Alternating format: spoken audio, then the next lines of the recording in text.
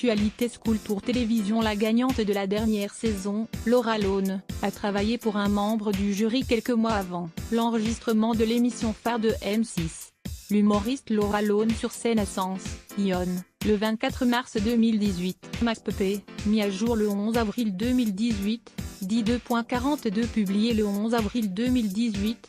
07 Le milieu artistique est un petit monde. La dernière édition de La France a un incroyable talent, diffusée sur M6 en novembre 2017, en a donné une bonne illustration. Un village tellement petit que la production de l'émission n'a pas précisé aux téléspectateurs les liens entre un membre du jury, Éric Antoine, et la gagnante de l'édition. Selon nos informations, le producteur a en effet fait travailler l'humoriste belge Laura Lone avant son passage dans l'émission. Il connaissait aussi son producteur, Jérémy Ferrari.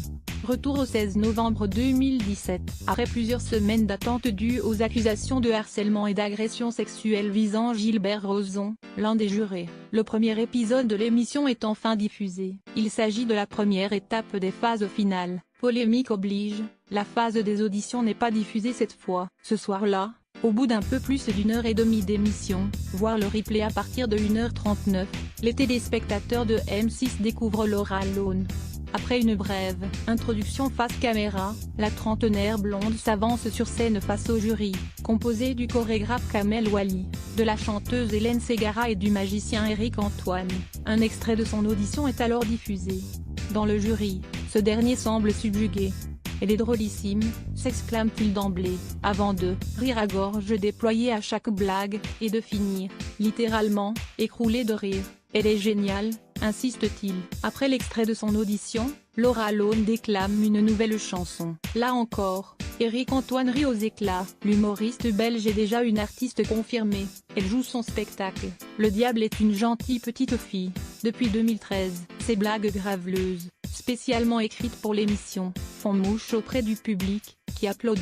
Le chanteur soprano décide d'appuyer sur le golden buzzer, qui l'envoie directement en finale de l'émission. Quel piège j'ai pris, encense Éric Antoine.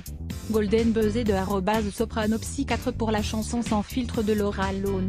Direction la finale. Toutes les performances de Diesel Foy sont à revoir sur 6play. https://t.meuzk-3pic.twitter.com/rh46 check sort 6play 17 novembre 2017. 3 jours plus tard, le 19 novembre, c'est cette fois sur sa page Facebook qu'Éric Antoine se réjouit du choix de soprano. « Qu'est-ce que je suis content », lâche-t-il en partageant la vidéo de la performance de Laura Lone. Quand l'heure de la finale arrive sur M6, le 14 décembre, Éric Antoine est toujours aussi enthousiaste. « Ah là là Laura. Juste merci d'exister », lance-t-il à la fin de la prestation. Depuis le début de la saison, insiste-t-il, je dis que j'aimerais qu'une humoriste gagne cette saison. Ce serait magnifique. Tu nous surprends à chaque fois, c'est extraordinaire. Tu m'as encore cueilli. Bingo. À la fin de l'émission, le public, qui vote par SMS pour élire le vainqueur, choisit effectivement Laura Lone. Elle remporte 100 000 € et une exposition médiatique incomparable. Vous avez voté pour @Laura Lone et sa chanson détonnante. Découvrez toutes ces chansons fracassantes ici. https://t.co/off52 /i2z7zrjxo 6play 6play. 15 décembre 2017. Ce que le public ignore, c'est qu'Éric Antoine et Laura Lone se connaissent, et ce depuis de nombreux mois. Le magicien est un ami du producteur de la jeune femme, l'humoriste Jérémy Ferrari. Les deux hommes sont liés en affaires. Lorsqu'on l'interroge, Éric Antoine n'en fait pas mystère. Avec Jérémy, on coproduit ensemble Guillaume Bas, qui est un ami, affirme-t-il à France Info. Sur l'affiche du spectacle de Guillaume Bas figurent en effet les noms des sociétés de deux producteurs, Sans Culotte, l'entreprise d'Éric Antoine, et Dark Smile, celle de Jérémy Ferrari. Dans les duos impossibles de Jérémy Ferrari, une émission diffusée sur la chaîne Comédie Plus en avril 2015, on peut ainsi voir Éric Antoine annoncer un sketch entre son acolyte Jérémy Ferrari. Interrogé par France Info, Éric Antoine affirme que la jeune femme a travaillé une seule fois pour lui, dans le cadre d'une émission diffusée sur France 4.